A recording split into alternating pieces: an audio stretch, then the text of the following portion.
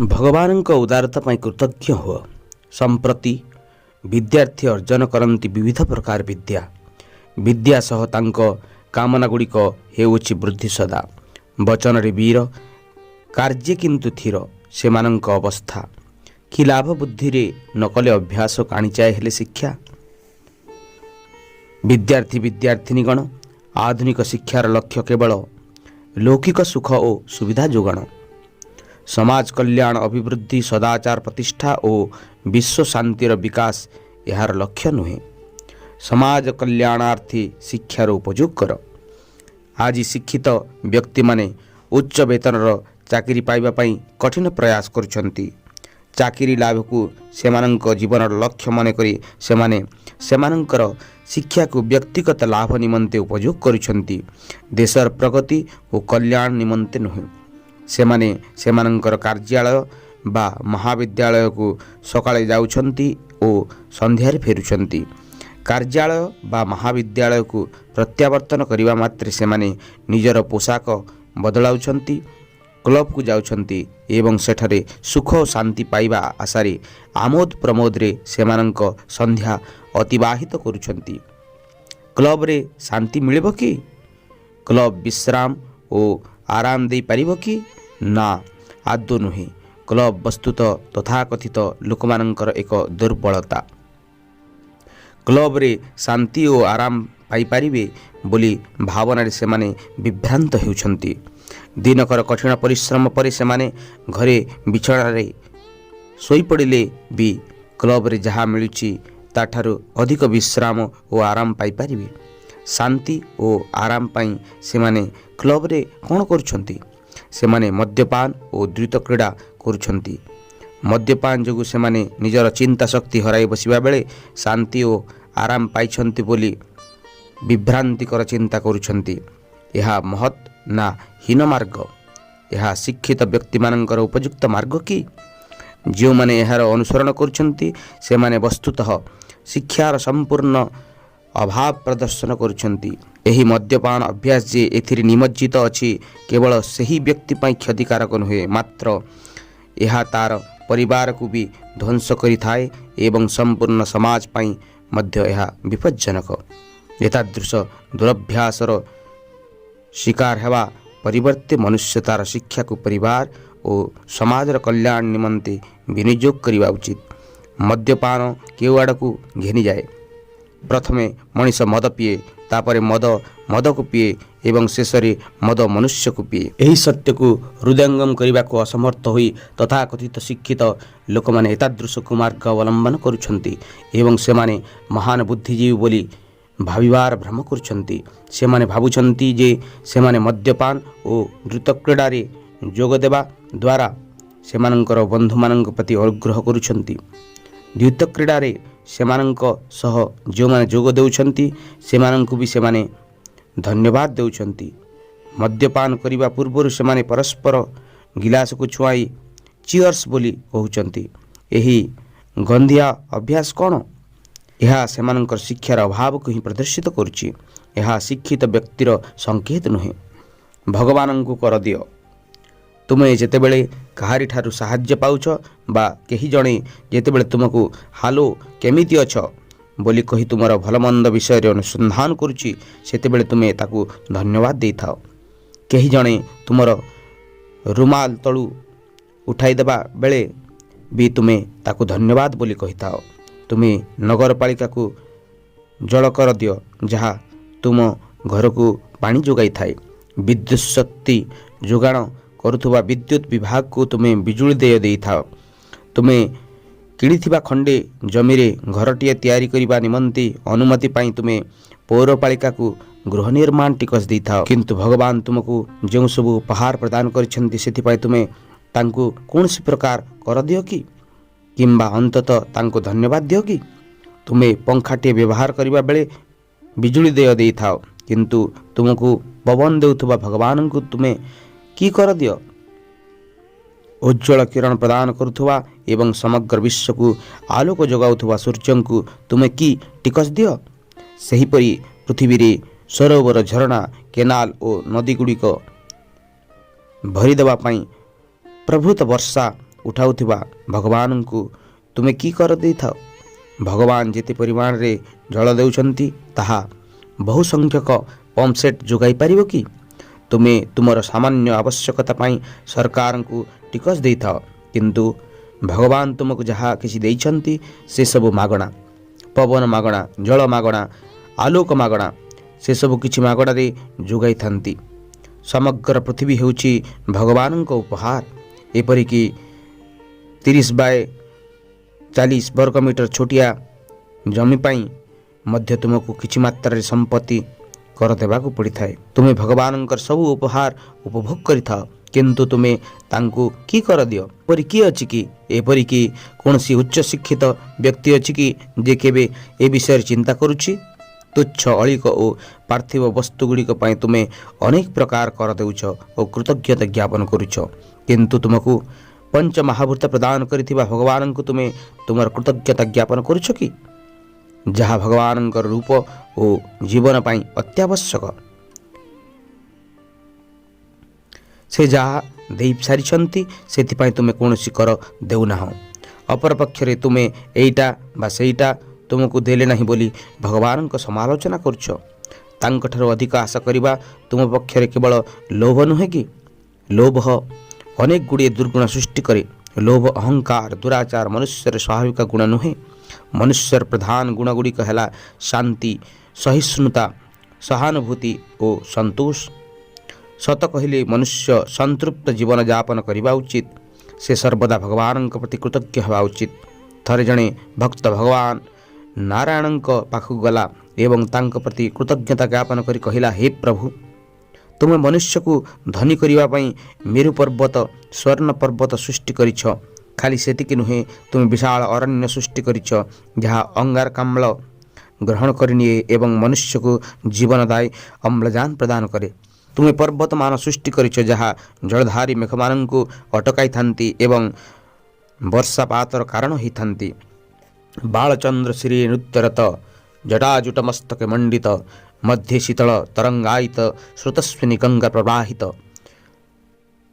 ଭାଲେ ଉଜ୍ଜ୍ୱଳ ତୃତୀୟ ନେତ୍ର, ଜମ୍ବୁ ଫଳବତ୍ କଣ୍ଠଶୋଭିତ, ହସ୍ତେ ସର୍ପକଙ୍କଣ ଭୂଷିତ, ସର୍ପଚର୍ମ ମେଖଳା ରାଜିତ, ସର୍ବାଙ୍ଗେ ବିଭୂତି ବିଳେପିତ, ଲଲାଟ କୁଙ୍କୁମ ବିମଣ୍ଡିତ, ଓଷ୍ଠପୁଟେ ତାମ୍ବୁଳ ରଞ୍ଜିତ, ସ୍ୱର୍ଣ୍ଣକୁଣ୍ଡଳୀ ହୀରାଖଚିତ, ଦିବ୍ୟଜ୍ୟୋତି ସୁନ୍ଦର ଶରୀର, ଶ୍ରୀ କୈଳାସପତି ଅବତାର।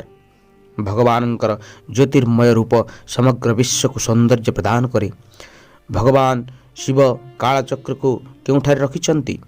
ସେ ତାଙ୍କ ମସ୍ତକ ଉପରେ ଏପରି ଭାବରେ ରଖିଛନ୍ତି ଯେ ତାହା ସମଗ୍ର ଜଗତକୁ ନିଜର ଆଲୋକରେ ଆଲୋକିତ କରୁଛି ଏବଂ ସମସ୍ତଙ୍କୁ ଶୀତଳତା ପ୍ରଦାନ କରୁଛି। ତାଙ୍କର ଜଟାଜୁଟର ପ୍ରବାହିତ ଗଙ୍ଗା ନିଜକୁ ଅନେକ ଧାରାରେ ବିଭାଜିତ କରିଛି ଏବଂ ସମଗ୍ର ଦେଶ ପାଇଁ ସୁଖ, ସମୃଦ୍ଧି ଓ ପ୍ରଗତି ଆନୟନ କରୁଛି। ଭଗବାନଙ୍କ ଏତାଦୃଶ ମହାନ ବରଦାନକୁ ଉପେକ୍ଷା କରି ମନୁଷ୍ୟ ପାର୍ଥିବ ଓ ଅଳିକ ସୁଖ ଓ ସୁବିଧା ପାଇଁ ଲାଳାୟିତ ହେଉଛି। ଭଗବାନ ମନୁଷ୍ୟକୁ ହୃଦୟର ଉପହାର ପ୍ରଦାନ କରିଛନ୍ତି। କି ପ୍ରକାର ହୃଦୟ? ମନୁଷ୍ୟକୁ ଭଗବାନଙ୍କ ଦ୍ୱାରା ପ୍ରଦତ୍ତ ହୃଦୟ ପ୍ରେମ, ଦୟା, ଶୀତଳତା ଓ କରୁଣାରେ ପୂର୍ଣ୍ଣ, କିନ୍ତୁ ମନୁଷ୍ୟ ଏହାକୁ ପ୍ରଦୂଷିତ ଓ ବିଷାକ୍ତ କରି ପକାଉଛି। ଏତାଦୃଶ ପବିତ୍ର ହୃଦୟକୁ ଅପବିତ୍ର ଓ ଅଶୁଦ୍ଧ କରିବା ମାନବତା ପାଇଁ ଏକ ଅସମ୍ମାନ। ଭଗବାନଙ୍କର ପ୍ରଭୁତ ଉପହାର ନିମନ୍ତେ ମନୁଷ୍ୟ ତାଙ୍କୁ କିଛି କର ଦେବା ଉଚିତ। ପ୍ରାଚୀନ ଋଷିମାନେ ଏହାକୁ ବଳି ବୋଲି କହୁଥିଲେ। ଏହାର ଅର୍ଥ ଭଗବାନଙ୍କୁ କୃତଜ୍ଞତା ନିବେଦନ କରିବା, କିନ୍ତୁ ଲୋକମାନେ ଏହାର ଅର୍ଥକୁ କଦର୍ଯ୍ୟ କରନ୍ତି ଏବଂ ଭାବନ୍ତି ଯେ ସେମାନଙ୍କୁ କୌଣସି ପଶୁ ବଳି ଦେଇ ତାହା ଭଗବାନଙ୍କୁ ଅର୍ପଣ କରିବାକୁ ହେବ। ବଳିର ପ୍ରକୃତ ଅର୍ଥ ପଶୁକୁ ହତ୍ୟା କରି ତାହାକୁ ଭଗବାନଙ୍କୁ ନିବେଦନ କରିବା ନୁହେଁ। ଏହାର ଅର୍ଥ ହେଉଛି ଭଗବାନଙ୍କୁ ତାଙ୍କର ବଦାନ୍ୟତା ନିମନ୍ତେ କର ଦେବା। ଗୋଟିଏ ଶବ୍ଦର ଅନେକ ଅର୍ଥ ଅଛି। ଉଦାହରଣ ସ୍ୱରୂପ ଗୋଟିଏ ଶବ୍ଦ ଅଛି ଶିଖଣ୍ଡୀ। ତୁମେ ଶିଖଣ୍ଡୀ କହିଲେ ବୁଝ ଯେ ପୁରୁଷ ନୁହେଁ କି ନାରୀ ନୁହେଁ, କିନ୍ତୁ ଏହା ଠିକ୍ ଅର୍ଥ ନୁହେଁ। ଶିଖଣ୍ଡୀ ମଧ୍ୟ କୃଷ୍ଣ ଓ ନାରାୟଣଙ୍କ ଏକ ନାମ, କାରଣ ଏହାର ଅର୍ଥ ହେଉଛି ଯେ ମୟୂର ମୁକୁଟ ଧାରଣ କରେ। ଏତାଦୃଶ ପବିତ୍ର ଶବ୍ଦର ଅନ୍ତରାର୍ଥ ଅନୁସନ୍ଧାନ ନ କରି ତୁମେ ଭୁଲ ଅର୍ଥ ଗ୍ରହଣ କରିଥାଅ ଏବଂ ତାହାକୁ ଠିକ୍ ବୋଲି ବିଶ୍ୱାସ କରିବାକୁ ଆରମ୍ଭ କରିଥାଅ। ସେହିପରି ବଳି ଶବ୍ଦର ପଶୁମାନଙ୍କୁ ହତ୍ୟା କରିବାକୁ ବୁଝାଏ ନାହିଁ। ଏହା ହେଉଛି କର ଯାହା ମନୁଷ୍ୟକୁ ଭଗବାନଙ୍କୁ କୃତଜ୍ଞତା ଜ୍ଞାପନ କରିବା ପାଇଁ ତାଙ୍କୁ ଦେବାକୁ ହେବ। ଭଗବାନଙ୍କୁ ତୁମର କୃତଜ୍ଞତା କିପରି ଜ୍ଞାପନ କରିବାକୁ ହେବ? ତୁମର ଆନନ୍ଦ ଓ କୃତଜ୍ଞତା ଅଭିବ୍ୟକ୍ତ କରି ତୁମ ହୃଦୟରେ ଗଭୀରତାକୁ ଆସୁଥିବା ପ୍ରାର୍ଥନା ରୂପରେ ତାହା ଅର୍ପଣ କରିବାକୁ ହେବ। ଭଗବାନଙ୍କୁ କର ଦେବାର ଗୋଟିଏ ଉପାୟ ହେଉଛି ସର୍ବଦା ସତ୍ୟ କହିବା। ହସ୍ତସ୍ୟ ଭୂଷଣମ୍ ଦାନମ ସତ୍ୟମ୍ କଣ୍ଠସ୍ୟ ଭୂଷଣମ୍। ଦାନ ହେଉଛି ହସ୍ତର ପ୍ରକୃତ ଭୂଷଣ, ସତ୍ୟ ହେଉଛି କଣ୍ଠର ପ୍ରକୃତ ହାର। ସତ କହିବା ଦ୍ୱାରା ଓ ଦାନ କରିବା ଦ୍ୱାରା ଭଗବାନଙ୍କ ପ୍ରତି ତୁମର କୃତଜ୍ଞତା ଜ୍ଞାପନ କର। ସେହି ସତ୍ୟ ପୋତନାଙ୍କ ଦ୍ୱାରା ଭାଗବତରେ ମଧ୍ୟ ବ୍ୟକ୍ତ କରାଯାଇଛି। ତୁମେ ଯଦି ତୁମର ହସ୍ତକୁ ପ୍ରଭୁଙ୍କର ଉପାସନାରେ ଏବଂ ତୁମ ଗଳାକୁ ଉଚ୍ଚ ସ୍ୱରରେ ତାଙ୍କର ଯଶଗାନ କରିବାରେ ବିନିଯୋଗ ନ କର, ତେବେ ମନୁଷ୍ୟ ଜନ୍ମରେ କି ଲାଭ? ଅନ୍ୟମାନେ ଯାହା କିଛି କହନ୍ତୁ ନା କାହିଁକି, ତୁମେ ନିଜର ଅହଙ୍କାର ଓ ଗର୍ବ ତ୍ୟାଗ କରି ତାଙ୍କର ଯଶଗାନ କରିବା ଓ ତାଙ୍କୁ ପ୍ରାର୍ଥନା କରିବା ଉଚିତ। ଅନ୍ୟମାନେ ତୁମର ସମାଲୋଚନା କଲେ ବା ତୁମକୁ ଥଟ୍ଟା କଲେ ବି ତୁମେ ସେଥିପ୍ରତି କାନ ଦେବା ଉଚିତ ନୁହେଁ। କେତେକ ଲୋକ ଅଛନ୍ତି ଯେଉଁମାନଙ୍କର ସ୍ୱର ଉତ୍ତମ, କିନ୍ତୁ ତଥାପି ସେମାନେ ଭଗବାନଙ୍କ ସ୍ତୁତିଗାନ କରନ୍ତି ନାହିଁ। କାହିଁକି ତୁମକୁ ଜିହ୍ୱା ଦିଆଯାଇଛି? ଏହା କେବଳ ଯାହା ଇଚ୍ଛା ତାହା କହିବା ପାଇଁ କି? ଏହା ତୁମର ଦୁର୍ଭାଗ୍ୟ ଯେ ତୁମେ ତୁମର ଜିହ୍ୱାକୁ ଭଗବାନଙ୍କ ଯଶଗାନ କରିବାରେ ବିନିଯୋଗ କରୁନାହ। ତୁମେ ତୁମର ଜିଭ ବେଙ୍ଗର ଜିଭଠାରୁ କୌଣସି ମତେ ଉତ୍କୃଷ୍ଟ ନୁହେଁ। ଭଗବାନଙ୍କୁ ପ୍ରାର୍ଥନା କରିବା ପାଇଁ ତୁମକୁ ଜିହ୍ୱା ଦିଆଯାଇଛି। ସୁତରାଂ ତାଙ୍କର ଯଶଗାନ କର ଏବଂ ତଦ୍ୱାରା ଭଗବାନଙ୍କୁ କର ଦିଅ। ଅନ୍ୟଥା ତୁମେ ଭଗବାନଙ୍କ ପ୍ରତି ତୁମର ଋଣରୁ ମୁକ୍ତ ହୋଇପାରିବ ନାହିଁ। ତୁମ ହାତର ମୂଲ୍ୟ କ'ଣ ଯଦି ଭଗବାନଙ୍କୁ ପ୍ରାର୍ଥନା ନିବେଦନ କରିବା ନିମନ୍ତେ ସେଗୁଡ଼ିକୁ ଯୋଡ଼ା ନଯାଏ? ତୁମେ ତୁମର 10 ଆଙ୍ଗୁଠିକୁ 10 ଇନ୍ଦ୍ରିୟମାନଙ୍କର ଏକତ୍ର ପ୍ରତୀକ ଭାବରେ ସଂଯୁକ୍ତ କରିବା ଏବଂ ଭଗବାନଙ୍କୁ ପ୍ରାର୍ଥନା କରିବା ଉଚିତ। ସେହି କର ହିଁ ତୁମକୁ ଭଗବାନଙ୍କୁ ଦେବାକୁ ହେବ। ଭଗବାନଙ୍କୁ କର ନଦେଲେ ତୁମେ ସର୍ବଦା ଋଣରେ ରହିବ। ସମସ୍ତେ ଦିବ୍ୟ ସ୍ୱରୂପ। କାହାରି ସମାଲୋଚନା କର ନାହିଁ। ଅନ୍ୟମାନଙ୍କର ସମାଲୋଚନା ଭଗବାନଙ୍କର ସମାଲୋଚନା ସହ ସମାନ। ପରମାନଙ୍କର ନିନ୍ଦା କରିଥାଅ, ତୁମେ ପାପ ଫଳରୁ ନିବୃତ୍ତ ହେବ ନାହିଁ କେବେ। ପରପରା ସ୍ୱୟଂ ଦେବ। ମନୁଷ୍ୟ ଅନ୍ୟମାନଙ୍କୁ ତାଠାରୁ ଭିନ୍ନ ମନେ କରିଥାଏ, କିନ୍ତୁ କେହି ଅନ୍ୟ ନୁହନ୍ତି, କେବଳ ଭଗବାନ ଅଛନ୍ତି। ସମସ୍ତେ ଦିବ୍ୟ ସ୍ୱରୂପ। ସୁତରାଂ କାହାରି ସମାଲୋଚନା ବା ନିନ୍ଦା କର ନାହିଁ। ତୁମେ ସମସ୍ତଙ୍କ ପ୍ରତି କୃତଜ୍ଞ ହେବା ଉଚିତ, କାରଣ ପ୍ରତ୍ୟେକ କୌଣସି ନା କୌଣସି ପ୍ରକାରେ ତୁମକୁ ସାହାଯ୍ୟ କରନ୍ତି। କିନ୍ତୁ ମନୁଷ୍ୟ ସବୁ ପ୍ରକାର କୌଶଳ କରେ ଏବଂ ଅନ୍ୟମାନଙ୍କ ପ୍ରତି ତାର କୃତଜ୍ଞତା ଅଭିବ୍ୟକ୍ତ କରିବାରୁ ଖସିଯିବାକୁ ଚେଷ୍ଟା କରେ। ଏତାଦୃଶ କୌଶଳ ଅବଲମ୍ବନ କରିବା ଦ୍ୱାରା ସେ ନିଜର ମାନବିକତା ବିନଷ୍ଟ କରିଥାଏ। ଏହା ହେଉଛି ଆଧୁନିକ ଶିକ୍ଷାର ପ୍ରଭାବ। ସେ ଏତାଦୃଶ କୌଶଳ ଅବଲମ୍ବନ ନ କରି ଭଗବାନଙ୍କ ପ୍ରତି ତାର କୃତଜ୍ଞତା ଜ୍ଞାପନ କରିବା ଉଚିତ। ଏହି କଥା ବୁଝାଇବା ପାଇଁ ମାଙ୍କଡ଼ କୁମ୍ଭୀର ଗପ ଅଛି, ଯାହା ମୁଁ ତୁମକୁ ଅନେକ ଥର କହିଛି। ଥରେ ଗୋଟିଏ କୁମ୍ଭୀର ଥିଲା, ଯିଏକି ଏକ ଜମ୍ବୁ ବୃକ୍ଷ ସଂଲଗ୍ନ ସରୋବରରେ ବାସ କରୁଥିଲା। ଗୋଟିଏ ମାଙ୍କଡ଼ ସେହି ଜାମୁ ଗଛରେ ରହୁଥିଲା। ସେ ସେହି ଗଛର ଫଳ ଖାଉଥିଲା ଏବଂ କିଛି ସରୋବର ଭିତରକୁ ପକାଇ ଦେଉଥିଲା, ଯାହାକୁ କୁମ୍ଭୀର ଖାଉଥିଲା। ସମୟକ୍ରମେ ମାଙ୍କଡ଼ ଓ କୁମ୍ଭୀର ଭାରି ସାଙ୍ଗ ହୋଇଗଲେ। ଦିନେ କୁମ୍ଭୀର ମାଙ୍କଡ଼କୁ ତା ଘରକୁ ଯିବା ପାଇଁ ନିମନ୍ତ୍ରଣ କରି କହିଲା, ପ୍ରିୟ ସାଙ୍ଗ, ତୁମେ ପ୍ରତିଦିନ ସରୋବରକୁ ନିକ୍ଷେପ କରୁଥିବା ଫଳ ଖାଇ ମୁଁ ଅତି ଆନନ୍ଦିତ ହେଉଛି। ମୁଁ ତୁମକୁ ମୋ ଘରେ ଖାଇବାକୁ ଦେଇ ତୁମ ଋଣ ପରିଶୋଧ କରିବାକୁ ଚାହୁଁଛି। ମାଙ୍କଡ଼ କୁମ୍ଭୀରର ଅନୁରୋଧ ଶୁଣି ଆଶ୍ଚର୍ଯ୍ୟ ହେଲା। ସେ ବିସ୍ମିତ ହେଲା। ଏ ମାଟିରେ କୁମ୍ଭୀରର ଘର କେଉଁଠି? ସେ କେଉଁଠି ରହୁଛି? ମାଙ୍କଡ଼ କିଛି ସମୟ ପାଇଁ ଏ ବିଷୟରେ ଚିନ୍ତା କଲା। ବସ୍ତୁତଃ ମାଙ୍କଡ଼ମାନେ ଖୁବ୍ ବୁଦ୍ଧିମାନ। ମାଙ୍କଡ଼ମାନଙ୍କଠାରୁ ହିଁ ମାନବ ଜାତିର ସୃଷ୍ଟି ହୋଇଛି। ହନୁମାନ ଶ୍ରୀରାମଙ୍କ ସେବକ ହୋଇଥିଲା ଏବଂ ତାଙ୍କ କାର୍ଯ୍ୟରେ ଏକ ଗୁରୁତ୍ୱପୂର୍ଣ୍ଣ ଭୂମିକା ଅଭିନୟ କରିଥିଲା। ଶେଷରେ ମାଙ୍କଡ଼ କୁମ୍ଭୀର ଦ୍ୱାରା ଆୟୋଜିତ ଭୋଜନରେ ଯୋଗ ଦେବାକୁ ସମ୍ମତ ହେଲା। ସେ ଅବଶ୍ୟ କୁମ୍ଭୀରକୁ ପଚାରିଲା, ମୁଁ କିପରି ତୁମ ଘରକୁ ଆସିପାରିବି? ତୁମେ ଜଳରେ ରହୁଛ। ମୁଁ ଜଳ ଭିତରକୁ ଯାଇପାରିବି ନାହିଁ କି ତୁମେ ସେଥିରୁ ବାହାରକୁ ଆସିପାରିବ ନାହିଁ।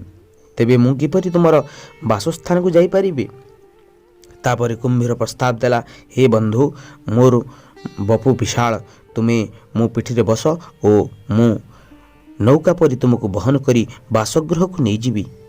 ସେମାନେ ସରୋବରର ଅପର ପାର୍ଶ୍ୱରେ ପହଞ୍ଚିବାର ଠିକ୍ ପୂର୍ବରୁ କୁମ୍ଭୀର ତାର ପ୍ରକୃତ ଅଭିପ୍ରାୟ ମାଙ୍କଡ଼ ଆଗରେ ପ୍ରକଟ କଲା। ମୋ ସ୍ତ୍ରୀ ଗୋଟିଏ ମାଙ୍କଡ଼ର କଲିଜା ଖାଇବାକୁ ଚାହୁଁଛି। ମୋତେ ତାର ଇଚ୍ଛା ପୂରଣ କରିବାକୁ ହେବ, ସେଥିପାଇଁ ମୁଁ ତୁମକୁ ଏହି ସ୍ଥାନକୁ ଆଣିଛି। ମାଙ୍କଡ଼ ଟିକେ ଚିନ୍ତା କଲା ଏବଂ ଚତୁରତାର ସହ ଉତ୍ତର ଦେଲା, ରେ ପାଗଳ, ମୁଁ ଗଛରୁ ଓହ୍ଲାଇବା ପୂର୍ବରୁ ତୁମେ କାହିଁକି ମୋତେ ଏକଥା କହିଲେ ନାହିଁ? ତୁମର ସ୍ତ୍ରୀ ସନ୍ତୁଷ୍ଟ ହେଲେ ମୁଁ ବି ଖୁସି ହେବି। ତୁମେ ଜାଣିଛ, ମୁଁ ସବୁବେଳେ ଗଛମାନଙ୍କରେ ଗୋଟିଏ ଡାଳରୁ ଅନ୍ୟ ଡାଳକୁ ଡେଇଁ ବୁଲୁଥାଏ। ସେଥିପାଇଁ ମୋର ଅଭ୍ୟାସ ହେଉଛି ମୋ କଲିଜାକୁ ଗୋଟିଏ ଡାଳରେ ବାନ୍ଧିଦେବା, ନହେଲେ ମୁଁ ଡେଇଁବା ବେଳେ ତାହା ହୁଏତ ଖସି ପଡ଼ିବ। ମୋତେ ସେ ଗଛ ପାଖକୁ ଲେଉଟାଇ ନିଅ, ତାହେଲେ ମୁଁ ମୋ କଲିଜା ଆଣି ତୁମ ସହିତ ଆସିପାରିବି। କୁମ୍ଭୀର ମାଙ୍କଡ଼ କଥାକୁ ବିଶ୍ୱାସ କରିନେଲା। କୁମ୍ଭୀରର ବହୁତ ଶାରୀରିକ ଶକ୍ତି ଥିଲା, କିନ୍ତୁ ତାର ଆଜିକାଲିକା ତଥାକଥିତ ଶିକ୍ଷିତ ଲୋକଙ୍କ ଭଳି ମସ୍ତିଷ୍କର ଅଭାବ ଥିଲା। ସେଥିପାଇଁ ସେ ମାଙ୍କଡ଼କୁ ତାର ବାସସ୍ଥାନକୁ ଫେରାଇ ଆଣିଲା। କୂଳରେ ପହଞ୍ଚିବା ମାତ୍ରେ ମାଙ୍କଡ଼ ତତ୍କ୍ଷଣାତ୍ କୁମ୍ଭୀର ପିଠରୁ ଡେଇଁ ପଡ଼ିଲା ଏବଂ ଗଛରେ ଚଢ଼ିଗଲା। ଶିଖର ଦେଶରୁ ସେ କୁମ୍ଭୀରକୁ ପରିହାସ କରି କହିଲା, ରେ ମୂର୍ଖ କୁମ୍ଭୀର, ତୁ କ'ଣ ଜାଣିନାହୁଁ ଯେ କଲିଜାକୁ ଦେହରୁ ଅଲଗା କରାଯାଇ ପାରିବ ନାହିଁ ଏବଂ ଏକ ନିର୍ଦ୍ଦିଷ୍ଟ ସ୍ଥାନରେ ରଖାଯାଇ ପାରିବ ନାହିଁ ବୋଲି? ତୁ ଏକ ନିର୍ବୋଧ। ମୁଁ ଆଉ ତୋ ସହିତ ବନ୍ଧୁତା କରିବାକୁ ଚାହୁଁନାହିଁ। ମୁଁ ତୋ ଆଡ଼କୁ ବନ୍ଧୁତାର ହସ୍ତ ବଢ଼ାଇବାର ପ୍ରତିଦାନରେ ତୁ ମୋତେ ମାରିବାକୁ ଚେଷ୍ଟା କଲୁ। ତୁ ମୋ ପ୍ରତି ଏ ପ୍ରକାର କୃତଜ୍ଞତା ପ୍ରଦର୍ଶନ କରିବା କଥା କି? ଏପରି କହି ମାଙ୍କଡ଼ କୁମ୍ଭୀର ସହ ତାର ବନ୍ଧୁତା ଛିନ୍ନ କଲା। ପ୍ରକୃତ ମିତ୍ର ହେଉଛି ସେ ଯେ ଉଭୟ ସୁଖରେ ଓ ଦୁଃଖରେ ଆମ ପାଖରେ ଦଣ୍ଡାୟମାନ ରହେ। ତୁମେ ଭଗବାନଙ୍କୁ ତୁମର ହୃଦୟ ଅର୍ପଣ କରିବା ଉଚିତ। ତୁମେ ତାଙ୍କୁ ଏହି କର ଦେବା ଉଚିତ, ଏପରିକି ତୁମର ହୃଦୟ ମଧ୍ୟ ତୁମର ନୁହେଁ, ଏହା ଭଗବାନଙ୍କ ଦ୍ୱାରା ପ୍ରଦତ୍ତ ହୋଇଛି। ଅରପୁଛି ପ୍ରଭୁ ହୃଦୟ ମୋହର, ତୁମେ ଯାହା ଦେଇଅଛ, ଆଉ କିବା ଅଛି ମୋ ପାଶେ ତୁମର? ପୂଜିବାକୁ ପାଦ ପଦ୍ମ ଘେନା କର ଏହା ଦୟା ବହି ପ୍ରଭୁ ମୋ ନମ୍ର ପ୍ରଣତି ସହ। ହେ ପ୍ରଭୁ, ତୁମେ ମୋତେ ଯାହା ଦେଇଛ ତାହା ମୁଁ ତୁମକୁ ଅର୍ପଣ କରୁଛି। ତୁମକୁ ଅର୍ପଣ କରିବା ପାଇଁ ମୋର ନିଜର ବୋଲି କିଛି ନାହିଁ। ମୁଁ କିଛି ନୁହେଁ, ତୁମେ ହିଁ ସବୁକିଛି। ପୂର୍ଣ୍ଣ ସମର୍ପଣର ଏତାଦୃଶ ପବିତ୍ର ଭାବନା ସହ ତୁମେ ଭଗବାନଙ୍କୁ ତୁମର ହୃଦୟ ଅର୍ପଣ କରିବା ଉଚିତ। ଏହିପରି ଭାବରେ ଲକ୍ଷ୍ମଣ ନିଜକୁ ଶ୍ରୀରାମଙ୍କ ସେବାରେ ଅର୍ପଣ କରିଥିଲେ। ମଦୀୟ ଧନଦାରାଦି ସର୍ବଭାର ସମର୍ପିତମ୍ ଅନ୍ୟଥା ଶରଣଂ ନାସ୍ତି ତ୍ୱମେବ ଶରଣଂ ମମ। ମୁଁ ମୋର ଧନ, ମୋର ପରିବାର ଓ ସର୍ବସ୍ୱ ତୁମକୁ ସମର୍ପଣ କରିଛି। ତୁମେ ଛଡ଼ା ମୋର ଆଉ କେହି ଶରଣ ନାହିଁ। ଦୟାକରି ମୋତେ ଉଦ୍ଧାର କର। ଶ୍ରୀରାମଙ୍କୁ କହିଲେ, ମୁଁ ତୁମ ପାଦ ପଦ୍ମରେ ଶରଣ ପଶୁଛି। ମୋର ବୋଲି କିଛି ନାହିଁ, ସବୁ ତୁମର। ଏହିପରି ଭାବରେ ତୁମେ ଭଗବାନଙ୍କୁ କର ଦେବା ଉଚିତ। ତୁମେ ଏହି କର ନ ଦେଲେ ଜନ୍ମ ଓ ମୃତ୍ୟୁର ଅସରନ୍ତି ଚକ୍ରରେ ଛନ୍ଦି ହୋଇ ରହିବ। ଜଣେ ଆସ୍ତିକ ହେଉ ବା ନାସ୍ତିକ, ଅଥବା ଆସ୍ତିକ ନାସ୍ତିକ, ପ୍ରତ୍ୟେକକୁ ଏହି କର ଦେବାକୁ ହେବ। ମନୁଷ୍ୟ ନିଜକୁ ଭଗବାନଙ୍କ ଭକ୍ତ ବୋଲାଉଛି, କିନ୍ତୁ ସେ ଏହି ପବିତ୍ର କର ଦେବାକୁ ପ୍ରସ୍ତୁତ ନୁହେଁ। ତା ନାମ ପରେ ଉପାଧି ଯୋଡ଼ିବା ପରି ସେ ଭକ୍ତ ଶବ୍ଦ ଯୋଗ କରୁଛି। ତୁମେ ସମସ୍ତେ ଜାଣିଛ ଯେ ଚାକିରି ପାଇଁ ଆବେଦନ କରୁଥିବା ଲୋକମାନେ ସେମାନଙ୍କ ନାମ ସହ MBA, IAS ପ୍ରଭୃତି ଉପାଧି ଯୋଗ କରିଥାନ୍ତି। ଏହି ଉପାଧିଗୁଡ଼ିକୁ ଦେଖି ନିୟୋଜକମାନେ ଆବେଦନକାରୀଙ୍କୁ ଚାକିରି ଦେଇଥାନ୍ତି। ଥରେ ଜଣେ ସମ୍ପୂର୍ଣ୍ଣ ନିରକ୍ଷର ବ୍ୟକ୍ତି ରାମେୟା ଗୋଟିଏ ଚାକିରି ପାଇଁ ଆବେଦନ କଲା ଏବଂ ତା ନାମ ପରେ ତାର ଯୋଗ୍ୟତା ଭାବରେ TDFS ଯୋଗ କଲା। ନିୟୋଜକ ଏହି ଉପାଧି ଦେଖି ଆଶ୍ଚର୍ଯ୍ୟ ହୋଇଗଲେ ଏବଂ ଏହାର ଅର୍ଥ କ'ଣ ବୋଲି ତାକୁ ପଚାରିଲେ। ତାପରେ ରାମେୟା ଉତ୍ତର ଦେଲା, TD ଅର୍ଥ 10 ଡଟର୍ସ 10ଟି ଝିଅ ଏବଂ FS ଅର୍ଥ 5 ସନ୍ସ 5 ପୁଅ। ସନ୍ତାନ ଜନ୍ମ କରିବା ଏକ ଉପାଧି କି? ଏପରି ଉପାଧି ପ୍ରଦର୍ଶନ କରିବା ସମ୍ପୂର୍ଣ୍ଣ ଅର୍ଥହୀନ। ଶୃଣ୍ୱନ୍ତୁ ବିଶ୍ୱେ ଅମୃତସ୍ୟ ପୁତ୍ରା, ହେ ଅମୃତ ସନ୍ତାନ ଶୁଣ, ତୁମର ଏହି ଉପାଧି ରହିବା ଉଚିତ ଏବଂ ତୁମେ ଦିବ୍ୟତ୍ୱର ଏକ ଦିଗ ବୋଲି ଦିବ୍ୟ ତତ୍ତ୍ୱର ଅନୁଭୂତି କରିବା ଉଚିତ। ମମେବାଂଶୁ ଜୀବଲୋକେ ଜୀବଭୂତା ସନାତନ, ସବୁ ଜୀବ ଭିତରେ ଥିବା शाश्वत आत्मा मोर अंशविशेष। ଏହି କଥା ଶ୍ରୀକୃଷ୍ଣ ଗୀତାରେ ଘୋଷଣା କରିଥିଲେ। କୃଷ୍ଣ କହିଥିଲେ, ତୁମେ ମୋର ଅଂଶବିଶେଷ, ପ୍ରକୃତି ଓ ପଞ୍ଚଭୂତ ନୁହେଁ, ତୁମେ ମୋର ଦିବ୍ୟତ୍ୱର ପ୍ରତ୍ୟକ୍ଷ ଅଭିବ୍ୟକ୍ତି। ଏତାଦୃଶ ଦିବ୍ୟ ଉପାଧି ଅର୍ଜନ କରିବାକୁ ଚେଷ୍ଟା ନ କରି ତୁମେ ଯାହା ସବୁ ତୁଚ୍ଛ ଓ ପାର୍ଥିବ ତାହାରି ପଛରେ ଧାଇଁଛ, ତେବେ ତୁମେ କ'ଣ ହାସଲ କରିବ? ପଞ୍ଚମହାଭୂତେ ଗଢ଼ା ଏହି ଦେହ ଅଚିରେ ହୋଇବ ନାଶ। ଶତବର୍ଷ ଆୟୁ ମଣିଷ ପାଇଁକି ନ କର ଏତେ ବିଶ୍ୱାସ। ଛାଡ଼ିବାକୁ ହେବ ଏ ମୋର ଶରୀର, ଯେ କେଉଁ କ୍ଷଣେ ଅବଶ୍ୟ ହେଉ ଶୈଶବ ଅବା ଯୁବାବସ୍ଥା କିମ୍ବା ବାର୍ଦ୍ଧକ୍ୟ ବୟସ, ମୃତ୍ୟୁ ଅଟେ ସତ୍ୟ। ତେଣୁ ଏହି ଦେହ ବିନଷ୍ଟ ହେବା ପୂର୍ବରୁ ନିଜର ପ୍ରକୃତ ସ୍ୱଭାବର ଜ୍ଞାନ ପାଇଁ ନର ଚେଷ୍ଟା କରୁ। ମୃତ୍ୟୁ କାହାକୁ ଛାଡ଼ିଦିଏ ନାହିଁ, କେହି ଜାଣେ ନାହିଁ କେତେବେଳେ କେଉଁଠାରେ ଓ କିପରି ମୃତ୍ୟୁ ଆସିବ। ଅତଏବ ମୃତ୍ୟୁ ତୁମକୁ ମାଡ଼ି ବସିବା ପୂର୍ବରୁ ନିଜକୁ ଭଗବାନଙ୍କ ନିକଟରେ ସମର୍ପି ଦିଅ। ଦେହ ଶାଶ୍ୱତ ନୁହେଁ, ଦେହ ଏକ ପାଣି ଫୋଟକା ସଦୃଶ, ମନ ଏକ ପାଗଳା ମାଙ୍କଡ଼ ସଦୃଶ। ଦେହର ଅନୁସରଣ କର ନାହିଁ, ମନର ଅନୁସରଣ କର ନାହିଁ, ମନର ଅନୁସରଣ କର ନାହିଁ, ବିବେକର ଅନୁସରଣ କର। ତୁମ ହୃଦୟକୁ ଭଗବାନଙ୍କୁ ଅର୍ପଣ କର ଏବଂ ଜଣେ ପ୍ରକୃତ ସାଧକ ହୁଅ। ତୁମେ ଯଦି ଅଳ୍ପ ବୟସ ମଧ୍ୟରେ ମଉଳି ଯାଉଥିବା ପତ୍ର, ଫୁଲ ଓ ଫଳ ଅର୍ପଣ କର, ତେବେ ତାହା ଯଥେଷ୍ଟ ନୁହେଁ। ଭଗବାନଙ୍କର ସବୁ ଅଛି, ଏପରି କିଛି ନାହିଁ ଯାହା ତୁମର ଅଛି ଓ ଭଗବାନଙ୍କର ନାହିଁ। ଭଗବାନଙ୍କ ପାଖରେ କି ମୂଲ୍ୟବାନ ପଦାର୍ଥ ସବୁ ଅଛି ତାହା କେହି ଜାଣେ ନାହିଁ। କେତେ ମୂଲ୍ୟବାନ କଥା ସେ ତୁମକୁ ଦେଇଛନ୍ତି ତାହା ମଧ୍ୟ ତୁମେ ଜାଣ ନାହିଁ, କିନ୍ତୁ ତୁମେ ତାଙ୍କୁ ପତ୍ର, ଫୁଲ ଓ ଫଳ ପରି ତୁଚ୍ଛ ପଦାର୍ଥ ଅର୍ପଣ କରିଥାଅ। ତୁମେ ତାଙ୍କୁ ଏହି କର ଦେବା ଉଚିତ କି? ବସ୍ତୁତ ତୁମ ଶରୀର ହେଉଛି ପତ୍ର, ତୁମର ହୃଦୟ ହେଉଛି ଫୁଲ, ତୁମର ମନ ହେଉଛି ଫଳ ଏବଂ ତୁମର ଆନନ୍ଦାଶ୍ରୁ, ଦୁଃଖାଶ୍ରୁ ନୁହେଁ, ହେଉଛି ଜଳ, ଯାହା ତୁମେ ଭଗବାନଙ୍କୁ ଅର୍ପଣ କରିବା ଉଚିତ। କିନ୍ତୁ ତୁମେ ଏହି ମୂଲ୍ୟବାନ ବସ୍ତୁଗୁଡ଼ିକ ଭଗବାନଙ୍କୁ ଅର୍ପଣ କରାଯିବା ଉଚିତ ବୋଲି ଏହି ଶାଶ୍ୱତ ସତ୍ୟକୁ ହୃଦୟଙ୍ଗମ କରିବାକୁ ପ୍ରୟାସ କରୁନାହ।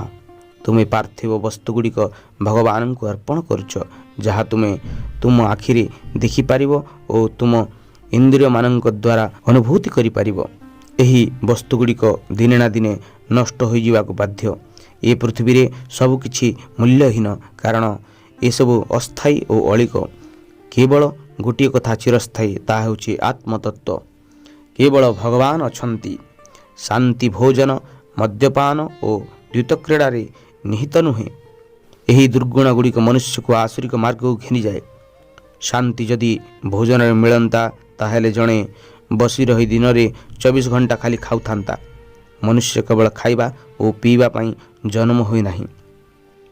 ସେ ବଞ୍ଚିବା ପାଇଁ ଖାଇବା ଉଚିତ, ଖାଇବା ପାଇଁ ବଞ୍ଚିବା ଉଚିତ ନୁହେଁ। ସେ ଏକ ଆଦର୍ଶ ଜୀବନଯାପନ କରିବା, ଏହି ଶାଶ୍ୱତ ଜ୍ଞାନରେ ଅନ୍ୟମାନଙ୍କୁ ଭାଗ ଦେବା ଏବଂ ସେମାନଙ୍କୁ ପବିତ୍ର ମାର୍ଗରେ ଘେନିଯିବା ଉଚିତ। ଯାହା ସତ୍ୟ ଓ ନିତ୍ୟ ତାହା ଅନ୍ୟମାନଙ୍କୁ ଜଣାଇ ଦିଅ। ବିଦ୍ୟାର୍ଥୀ ବିଦ୍ୟାର୍ଥିନୀଗଣ, ତୁମେମାନେ ତୁମ ଶିକ୍ଷାର ସଦୁପଯୋଗ କରିବା ଉଚିତ। ତୁମ ଶିକ୍ଷାର ସାରତତ୍ତ୍ୱରେ ତୁମର ପ୍ରତିବେଶୀମାନଙ୍କୁ ଭାଗ ଦିଅ ଏବଂ ସେମାନଙ୍କୁ ଠିକ୍ ମାର୍ଗରେ ଚାଳିତ କର। ଶିକ୍ଷା କେବଳ ମନୁଷ୍ୟର ଉଦରପୂର୍ତ୍ତି ନିମନ୍ତେ ଉଦ୍ଦିଷ୍ଟ ନୁହେଁ, ଶିକ୍ଷା ଜ୍ଞାନ ଆହରଣ ନିମନ୍ତେ ଅଭିପ୍ରେତ। ସେହି ଜ୍ଞାନ କ'ଣ? ନିତ୍ୟ ଓ ଅନିତ୍ୟ ମଧ୍ୟରେ ପାର୍ଥକ୍ୟ କରିବାର ଶକ୍ତି ହିଁ ପ୍ରକୃତ ଜ୍ଞାନ। ସବୁ ଜ୍ଞାନର ସାର ହେଉଛି ବିଚାରଣା। ଆଜି ଲୋକମାନେ ସମ୍ପୂର୍ଣ୍ଣ ଅଶାନ୍ତ ସ୍ଥିତିରେ ଅଛନ୍ତି। ସେମାନଙ୍କର ଅଶାନ୍ତିର କାରଣ ଏବଂ ସେଥିରୁ କିପରି ମୁକୁଳିବାକୁ ହେବ ତାହା ସେମାନେ ପ୍ରକୃତରେ ଜାଣିନାହାନ୍ତି। ଏହି ଅଶାନ୍ତି ବ୍ୟାଧିର ଆରୋଗ୍ୟ ନିମନ୍ତେ ସେମାନେ ଉପଯୁକ୍ତ ପଦକ୍ଷେପ ନେଉନାହାନ୍ତି। ତୁମ ଆଖିରେ କଜଳ ଲଗାଇ ତୁମେ ତୁମର ପେଟ ବଥା ଆରୋଗ୍ୟ କରିପାରିବ କି? ତୁମେ ଏକ ନିର୍ଦ୍ଦିଷ୍ଟ ରୋଗରେ ପୀଡ଼ିତ ହେଉଛ ଏବଂ ଅନ୍ୟ ରୋଗ ପାଇଁ ଉଦ୍ଦିଷ୍ଟ ଔଷଧ ପ୍ରୟୋଗ କରୁଛ। ସେହିପରି ତୁମେ ଅଶାନ୍ତି ରୋଗରେ ପୀଡ଼ିତ ଅଛ ଏବଂ ତାହାକୁ ଆରୋଗ୍ୟ କରିବାକୁ ଯାଇ ତୁମେ ଏପରି କଥା କରୁଛ ଯାହା କେବଳ ଅଶାନ୍ତି ବଢ଼ାଇବ। ଥରେ ଜଣେ ବାଳକ ଥିଲା, ଯେ କି ତାର ମାତା ପିତାଙ୍କର ଏକମାତ୍ର ସନ୍ତାନ ଥିଲା। ଦିନେ ସେ ତା ଘରେ ବଲ୍ ଖେଳୁଥିଲା। ସେ ଘରର ଗୋଟିଏ କୋଣକୁ ଚାଲିଗଲା, ଯେଉଁଠାରେ ତାକୁ ଗୋଟିଏ ବିଛା କାମୁଡ଼ିଦେଲା। ବିକଳ ଭାବରେ କାନ୍ଦି ସେ ତା ବାପା ପାଖକୁ ଧାଇଁଗଲା ଏବଂ ତାକୁ ବିଛା କାମୁଡ଼ିଛି ବୋଲି ତାଙ୍କୁ କହିଲା। ବାପା ସଙ୍ଗେ ସଙ୍ଗେ ଡାକ୍ତର ପାଖକୁ ଦୌଡ଼ିଲେ। ତାଙ୍କୁ ଗୋଟିଏ ମଲମ ଦେଇ ଡାକ୍ତର କହିଲେ, ପିଲାଟିକୁ ଯେଉଁଠାରେ ବିଛା କାମୁଡ଼ିଛି ସେଠାରେ ଏହି ମଲମ ଲଗାଇବ। ଏହା ସେହି ସ୍ଥାନକୁ ଅବଶ କରିଦେବ ଏବଂ ପିଲାଟି ଆଉ ଯନ୍ତ୍ରଣା ଅନୁଭବ କରିବ ନାହିଁ। ଡାକ୍ତର ପ୍ରକୃତରେ କ'ଣ କହିଲେ ତାହା ଠିକ୍ ଭାବରେ ନ ବୁଝି ବାପା ଉଦ୍ବିଗ୍ନ ଭାବରେ ଫେରି ଆସିଲେ ଏବଂ ପୁଅକୁ ପଚାରିଲେ, ତୋତେ ବିଛା କେଉଁଠି କାମୁଡ଼ିଥିଲା? ପୁଅ ଘରର କୋଣକୁ ଦେଖାଇ କହିଲା, ସେଠାରେ ମୋତେ ବିଛା କାମୁଡ଼ିଥିଲା। ବାପା ସଙ୍ଗେ ସଙ୍ଗେ ସେହି କୋଣରେ ମଲମ ଲଗାଇଦେଲେ। ବାପାଙ୍କର ଏହି ନିର୍ବୋଧ କାର୍ଯ୍ୟ ଦ୍ୱାରା ପିଲାଟିର ଯନ୍ତ୍ରଣା ଦୂର ହେବ କି? ପିଲାଟି ଦେହରେ ଯେଉଁ ଅଂଶରେ ବିଛା କାମୁଡ଼ିଥିଲା ସେଠାରେ ସେ ମଲମ ଲଗାଇବା ଉଚିତ ଥିଲା। ମଲମକୁ ଘରର କୋଣରେ ଲଗାଇଲେ ପିଲାଟି ଯନ୍ତ୍ରଣାମୁକ୍ତ ହୋଇପାରିବ ନାହିଁ। ଅଶାନ୍ତି ରୋଗରୁ ମୁକ୍ତି ପାଇବା ପାଇଁ ଆଜି ମନୁଷ୍ୟର ସମସ୍ତ ପ୍ରୟାସ ହେଉଛି ଠିକ୍ ଏହିପରି। ପ୍ରଥମେ ତାହାର ଅଶାନ୍ତିର କାରଣ କ'ଣ ତାହା ସେ ଅନୁସନ୍ଧାନ କରିବା ଉଚିତ ଏବଂ ତାପରେ ତାହାର ଉନ୍ମୂଳନ ନିମନ୍ତେ ଉପଯୁକ୍ତ ପ୍ରଚେଷ୍ଟା କରିବା ଉଚିତ। ସମସ୍ୟା ପ୍ରକୃତରେ କେଉଁଠି ଅଛି ଏବଂ ତାହାର ସମାଧାନ କ'ଣ ତାହା ହୃଦୟଙ୍ଗମ ନ କରି ସେହି ସମସ୍ୟାରୁ ମୁକ୍ତ ହେବା ପାଇଁ ଭୁଲ ଦିଗରେ ପ୍ରୟାସ କରୁଛି। ଭଗବାନଙ୍କ ଅନ୍ୱେଷଣରେ ମନୁଷ୍ୟ ବିଭିନ୍ନ ତୀର୍ଥ ସ୍ଥାନକୁ ଯାତ୍ରା କରେ। ସେ ପର୍ବତରୁ ପର୍ବତକୁ ଯାତ୍ରା କରେ ଏବଂ ହିମାଳୟ ପର୍ବତମାଳାର ପରିକ୍ରମା କରେ। ଭଗବାନ କେଉଁଠାରେ ନାହାନ୍ତି? ତୁମେ କେଉଁଠିକି ବି ଦେଖ ସେ ସେଠାରେ ଅଛନ୍ତି। ତୁମେ ନିଜେ ହିଁ ଭଗବାନ। ଭଗବାନ ତୁମ ହୃଦୟରେ ବିଦ୍ୟମାନ, ବାହାରେ ନୁହେଁ। ସେ ତୁମ ସାଥିରେ, ତୁମ ଭିତରେ, ତୁମ ଚାରିପଟେ, ତୁମ ଉପରେ ଓ ତୁମ ତଳେ ଅଛନ୍ତି। ତୁମେ ଯଦି ତାଙ୍କୁ ବାହାରେ ଖୋଜିବ ତେବେ ତାଙ୍କୁ କିପରି ଲାଭ କରିପାରିବ? ତୁମେ ଦୃଷ୍ଟିକୁ ଅନ୍ତର୍ମୁଖୀ କର, ତୁମ ବିଶ୍ୱାସ ଦୃଢ଼ କର। ଭଗବାନ ଏଠାରେ ଅଛନ୍ତି ଓ ସେଠାରେ ନାହାନ୍ତି ବୋଲି ଯିଏ ଭାବେ ସେ ଜ୍ଞାନୀ ନୁହେଁ। ଏଠାରେ, ସେଠାରେ ଓ ଯେଉଁଠାରେ ତୁମେ ଦେଖିବ କେବଳ ଗୋଟିଏ ଆତ୍ମତତ୍ତ୍ୱ ରହିଛି। ତୁମେ ଯେଉଁଠାକୁ ଚାହିଁବ କେବଳ ଭଗବାନ ଅଛନ୍ତି। କୌଣସି ଦ୍ୱିତୀୟ ସତ୍ୟ ନାହିଁ। ଏକମେବ ଅଦ୍ୱିତୀୟମ୍ ବ୍ରହ୍ମ। ଭଗବାନ ଏକ ଓ ଅଦ୍ୱିତୀୟ। ମୋ ଭଗବାନ ଓ ତୁମ ଭଗବାନ ବୋଲି କିଛି ନାହିଁ। ଏତାଦୃଶ ପାର୍ଥକ୍ୟ ଲକ୍ଷ୍ୟ କରିବା ଅଜ୍ଞାନତାର ସଂକେତ। ରାମ, କୃଷ୍ଣ ଓ ଶିବ ପରସ୍ପରଠାରୁ ଭିନ୍ନ ନୁହନ୍ତି। ନାମ ଓ ରୂପ ଭିନ୍ନ ଅଟେ କିନ୍ତୁ ଦିବ୍ୟ ତତ୍ତ୍ୱ ଏକ ଓ ସମାନ ଅଟେ। ଏହି ଏକତ୍ୱ ତତ୍ତ୍ୱରେ ଦୃଢ଼ ବିଶ୍ୱାସ ରଖି ତୁମେ ପୂର୍ଣ୍ଣ ହୃଦୟରେ ଯେଉଁଠାରେ ବି ଭଗବାନଙ୍କୁ ପ୍ରାର୍ଥନା କଲେ ସେ ତୁମ ଆଗରେ ପ୍ରକଟ ହେବେ। ସତ୍ୟ ଓ ପ୍ରେମର ଏହି ତତ୍ତ୍ୱ ତୁମକୁ ଉପଲବ୍ଧି କରାଇବା ପାଇଁ ସାଇ ଅବତାର ଗ୍ରହଣ କରିଛନ୍ତି। ତୁମେ ଯେଉଁଠିକୁ ଚାହିଁବ ସେଠାରେ ଭଗବାନ ବିଦ୍ୟମାନ ବୋଲି ତୁମକୁ ବୁଝାଇବା ପାଇଁ ମୁଁ ଆସିଛି। ତୁମେ ପ୍ରଶ୍ନ କରିପାର, ସର୍ବବ୍ୟାପୀ ଭଗବାନଙ୍କୁ ଦେଖାଇବା ପାଇଁ ସାଇ କାହିଁକି ଅବତରଣ କରିଛନ୍ତି? ଥାଏ ଯଦି ଦୀପ, ତେଲ ବଳିତା ଜଳିବ କି ଦୀପ ଯଥାକୁ ତଥା? ଦୀପ ଲଗାଇବା ପାଇଁ କି ଜଣେ ଲୋଡ଼ା ନାହିଁ କିବା ସେହି କାରଣେ? ଥାଏ ଯଦି ଫୁଲ, ଚୁଞ୍ଚି ଓ ସୂତା, ଆପେ କି ହୋଇବ ଫୁଲର ମାଳା?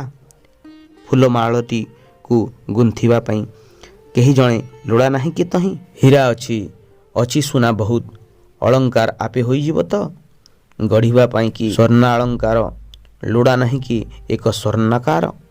ସେହିପରି ନିଜର ସର୍ବବିଦ୍ୟମାନତାକୁ ପ୍ରଦର୍ଶନ କରିବା ପାଇଁ ହିଁ ଭଗବାନ ମାନବ ରୂପରେ ଆସନ୍ତି। ଚଳାଇବା ପାଇଁ ରେଳଗାଡ଼ିଟିକୁ ରହିଛି ଯଦି ଚାଳକ, ଗମନାଗମନ ସଂକେତ ପାଇଁ ରହିଅଛି ନିୟନ୍ତ୍ରକ। ରହିକି ନଥିବ ଏ ସୃଷ୍ଟି ପଛରେ ସୃଷ୍ଟିକର୍ତ୍ତା ନିୟାମକ।